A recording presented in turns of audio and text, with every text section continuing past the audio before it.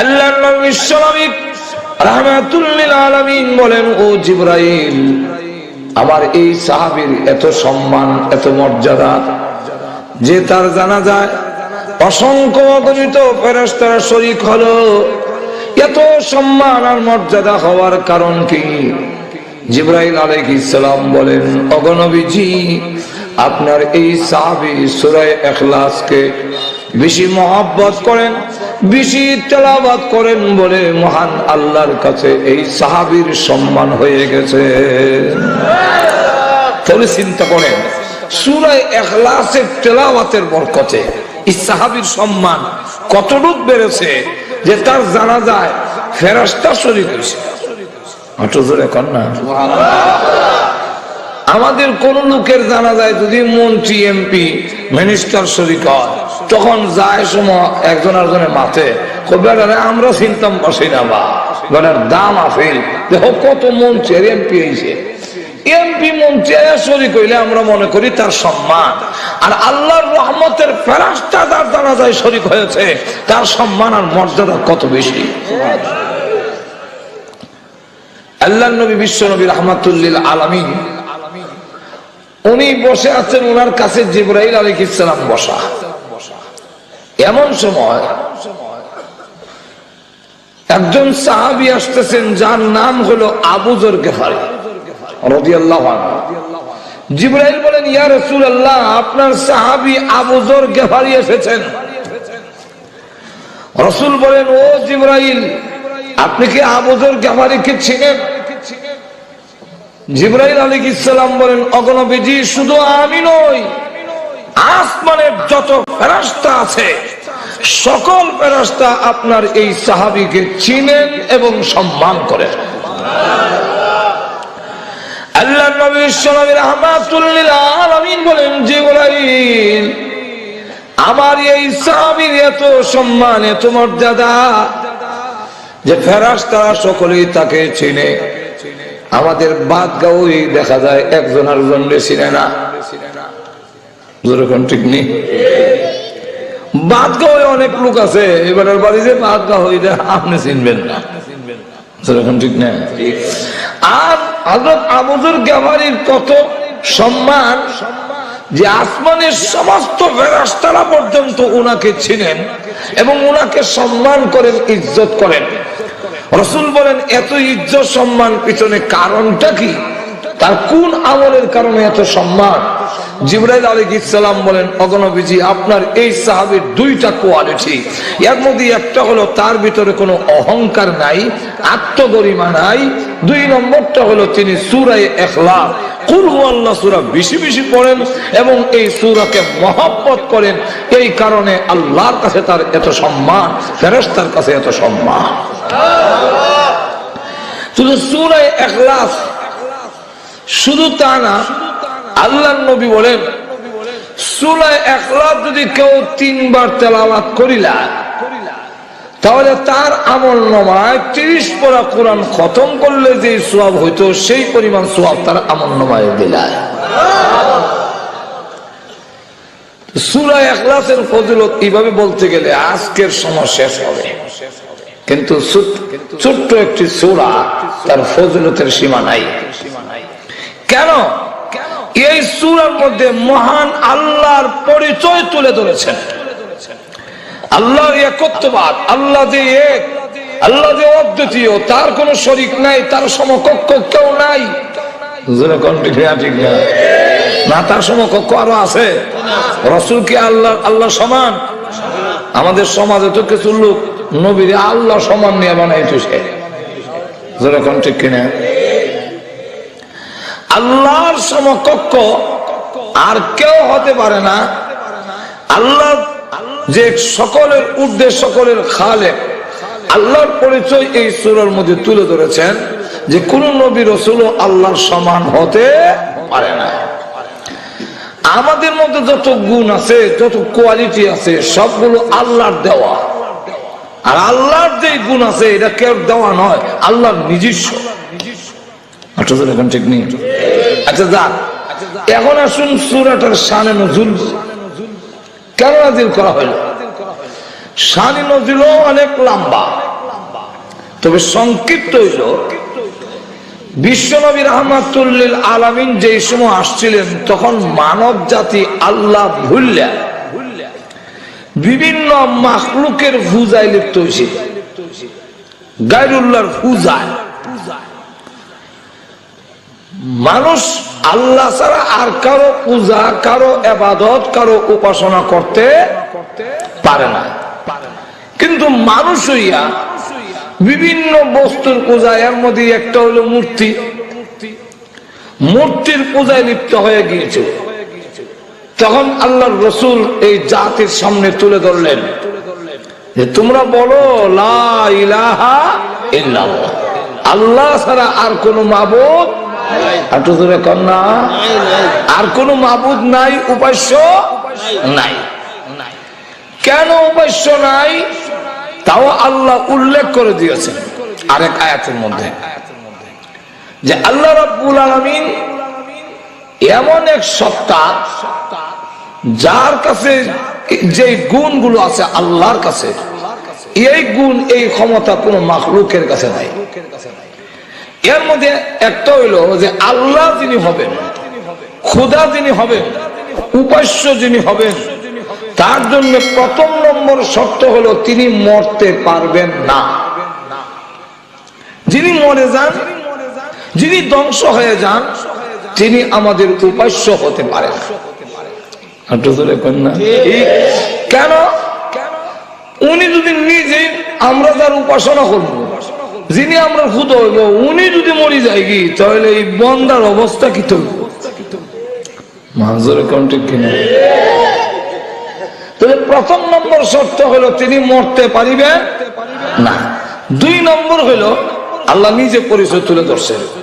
এগুলো সময় নাই, বিস্তারিত আলোচনার দরকার, এগুলো গেলে আমার অনেক লম্বা হয়ে যাবে। এখন লক্ষ্য করে দেখেন, রাসূল যখন বললেন যে বলো আল্লাহ ছাড়া কোনো মাবুদ নাই, তখন কাফের রায়া কয় আপনার আল্লাহ কিসের তৈরি? আমরা দেবতা তো কোনটা স্বর্ণের তৈরি, কোনটা রূপার তৈরি, কোনটা পাথরের তৈরি, কোনটা মাটির তৈরি, কোনটা কাঠ দিয়ে বানাইছি। আপনি আল্লাহ কিসের তৈরি? 2 নম্বর হলো আপনার আল্লাহ খায়নি, আপনার আল্লাহ ঘুমাননি, আপনার আল্লাহ উনি ওনার ছেলে মেয়ে আছে কিনা, ওনার বউ আছে, এই জাতীয় যাবতীয় প্রশ্ন যখন রাসূলকে এসে করা শুরু করলো, আপনি আল্লাহর পরিচয় দেন। আমরা তো ভগবানও আছে, ভগবতীও আছে, যেরকম ঠিক না? ভগবানের বউ ভগবতী, ঈশ্বর আছে, ঈশ্বরীয় আছে, যেরকম ঠিক নেই? আমরা গড আছে, গডেস আছে। সুতরাং আমাদের তো দুনো দিক আছে। আপনার আল্লাহ যে বলতেছেন, ওনার আল্লাহ আসেনি। আল্লাহ রাব্বুল আলামিন তখন তাদের জবাব দেওয়ার জন্য সূরা ইখলাস নাযিল করলেন। এখন আমাদের আল্লাহ হলো বহুজন, এক একটা সেক্টরে এক একজন। একজনের নাম গঙ্গা দেবী, উনি গঙ্গায় বিপদে হলে সাহায্য করবো। একজন হলো শিক্ষা দেবী, শিক্ষা উৎকা লেখাপড়ার লেগে গেলে ওনার কাছে যাইতো। আরেকজন হইল লক্ষ্মী দেবী, অলক্ষ্মীর থেকে ফিরে গেলে লক্ষ্মী দেবী। এইভাবে এক একটা সেক্টরে এক একজন ফিট করিয়া, শুধু কাবাগরের মধ্যে 360টা মূর্তি আছে, তারা 33 কোটি দেব দেবীর পূজারী। সকলে মিললেও তারা সমস্যার সমাধান করতে পারে না। কেমনে পারবো? এটা তো একটা জিতা হই না, পারবো কেমনে? মূর্তিগুলোকে জিতা না মরা? আল্লাহ নিজে বলে আমওয়াতুল গায়রু আহিয়া,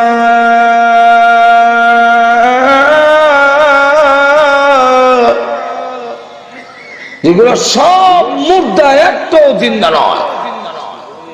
যেরকম ঠিক কিনা?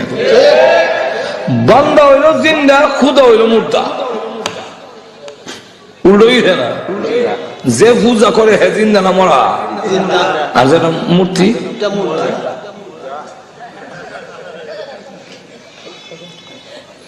এমন দুর্বল, তার নিজের খাবারটা রক্ষা করতে পারে না, তাহলে তোমরা উপরে ঠাডা হলে ফিরাইব কেমনে? যেরকম ঠিক কিনা? ঠাডা তো বড় এক গজব করবো। মাছি গাইলে এটার একটু তাওয়া দিল, এটা চাটনি হয়ে যায়। যেরকম ঠিক নেই। আর সেই জায়গায় আল্লাহর গজব যখন আসবে, এটাকে ফিরাবে কেমনে? তোমার তো ফিরাইব দূরের কথা, হ্যাঁ নিজেরটা পারে না। মাছিয়ে খাওয়ান লয়ে যায়, সিরা দই মই খই দেওয়া আছে সামনে, কলা ডিম, এটা মাছিয়ে নেয়, তাও চুরি করে নেয় না, আওয়াজ দিয়ে নেয়। এমন না লুকাই নিছি খৈতারি না, আওয়াজ দেয় মন, ক্ষমতা থাকলে আটকাও। খাই আবার ফের পড়ে যখন যাই তখন আবার আওয়াজ দিয়ে মাছি যায়, বলে যায়। খাইয়া ফের পড়লেছি, তোমার খাওয়ান আমি খাই দিয়েছি, কিতাব যেরকম ঠিক কিনা? এটা আমার কথা না, আল্লাহ নিজে বলছে। يَسْلُبْهُمُ الذُّبَابُ شَيْئًا لَا يَسْتَنقِذُوهُ مِنْهُ ضَعُفَ الطَّالِبُ وَالْمَطْلُوبُ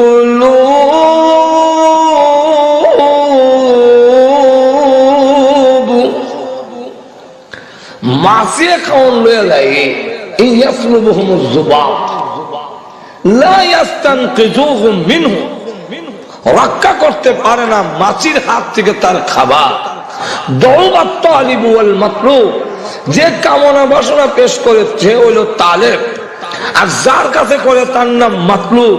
আল্লাহ বলেন দৌবাত তালিব ওয়াল মাতলুব, তুমি যেমন দুর্বল তাই তুমি সন্তান আর বিভিন্ন চাকরি নকরি শিক্ষা দীক্ষা চাচ্ছ তার কাছে, তুমি দুর্বল হইয়া, এটা প্রমাণিত হইল যে তুমি দুর্বল। কিন্তু তুমি যার কাছে চাচ্ছ সে তো তোমার থেকে আরো 100 গুণ দুর্বল। দুর্বল না? তাহলে তোমারও রক্ষা করবো কেমনে? গজব থেকে না? রাসূলের সামনে একবার এসে মূর্তি একটা বগল তুলে তুলে, রসুল জিগা এটা কিটা? কই না আমার দেবতা, এটা আমার ভগবান। তুই তার একটা হাত ভাঙ্গে কেন? কই না আমি বেরিয়ে ভাঙছি। কেমন ক্ষুধা চিন্তা করে, বন্দা বেরিয়ে হাত ভাঙ্গিলা। আর আমাদের আল্লাহ এমন আল্লাহ, আল্লাহ পরিচয় তুলে ধরছেন আমি দুর্বল নই, যেরকম ঠিক না? সকলের কাছ থেকে বদলা গ্রহণ করার ক্ষমতা আমি আল্লাহর আছে, যেরকম আছে কি নাই? আমি কোনো কিছু করতে হইলে কোনো বাহিনী লাগে না, খালি কইলি ওই যে ভাই, যেরকম ঠিক। ইন্নামা আমরুহু ইযা আরাদা শাইআ أن يقول له كن فيكون।